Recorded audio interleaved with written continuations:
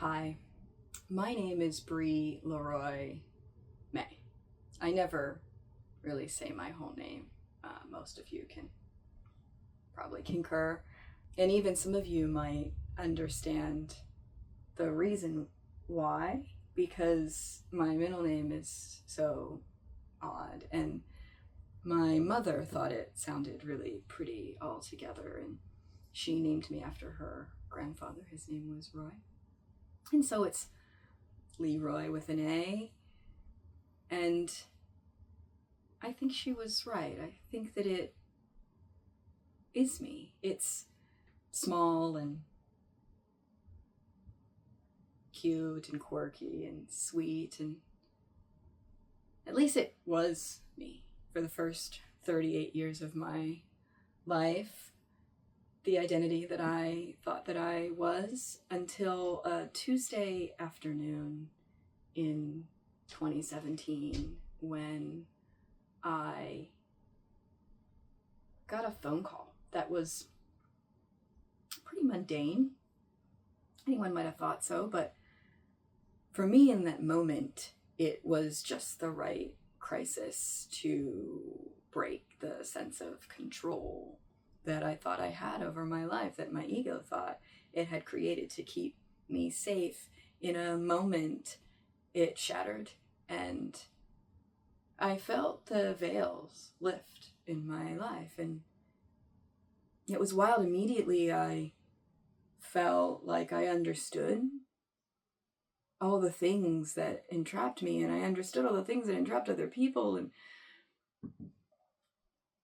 I felt like I was living in this glorious, awakened state. And it's something that many YouTubers refer to as a spiritual awakening, but I didn't know that at the time. I had no idea what was happening to me. I was confused. I thought that I was crazy or very sick, and I had an MRI. I went to the emergency room. I called an ambulance once, because the buzzing sensation in my brain over my crown that I was told wasn't possible, I just wouldn't stop. And what I discovered over the unfolding of about a week's time is that there is a bliss and a sense of peace and unity that is available to all of us. And I know that it was real because I have this moment that I can't forget, and I'm in my basement family room, and I'm on my knees in tears, and I'm saying, oh my God, I almost didn't wake up. I almost didn't. God, I was so asleep and confused, and I can hear my guys respond to me, and I'm like, I was so scared, and they say, we know. And I was like, I was so alone, and they go, we know.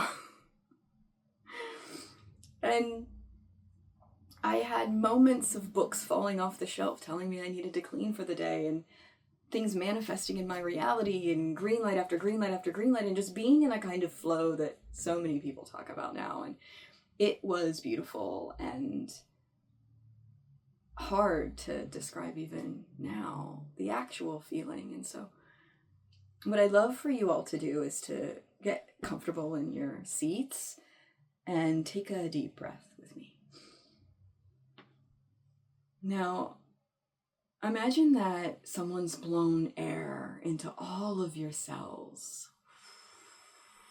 When you feel this light expansiveness throughout your body, and call up a moment of bliss. Maybe it's your favorite ice cream, or it's a smile on your loved one's lips, or the laughter of a child, and hold that blissful feeling and feel that sensation of expansion in your body, and just breathe here for a moment. I called that grace. When I called my mother and tried to explain to her what was happening to me, I mean, obviously I couldn't tell her that I was an infinite soul just wearing a human body car, or that we were all infinite souls, and that I was speaking to my guides and one of them was her father, and we're all one. I couldn't tell her that. I told her that I was graced by God, that I was feeling the grace of God around me every moment of every day. And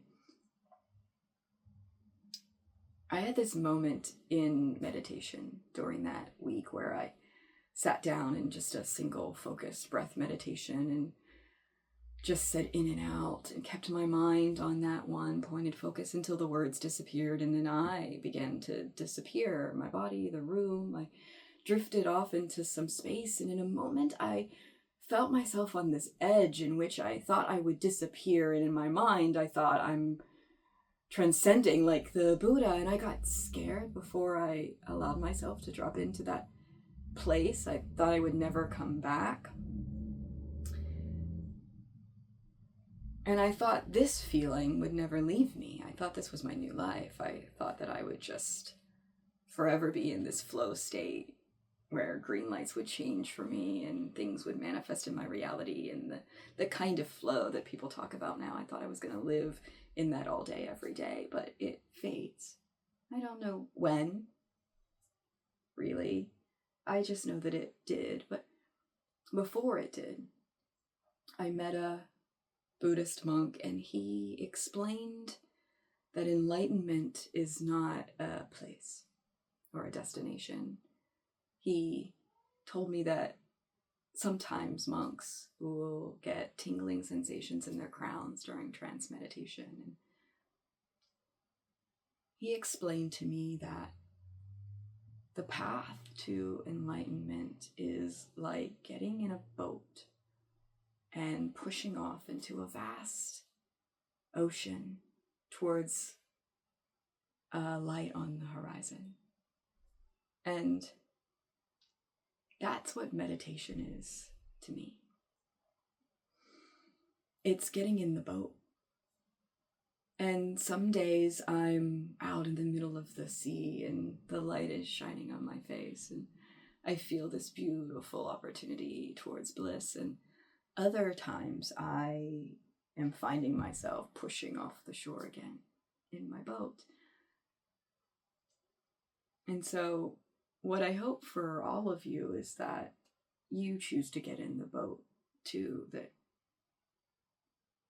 you find that meditation can help walk you back to a constant sensation of that bliss that you got to taste today, and that the journey of human existence is to find a way to live in this world embodying that bliss. And I hope that someday in my meditation practice, I will find that edge again into that beautiful union of bliss. And this time, I'm going to let go. Thank you all so much for your time and for being here today. Thank you.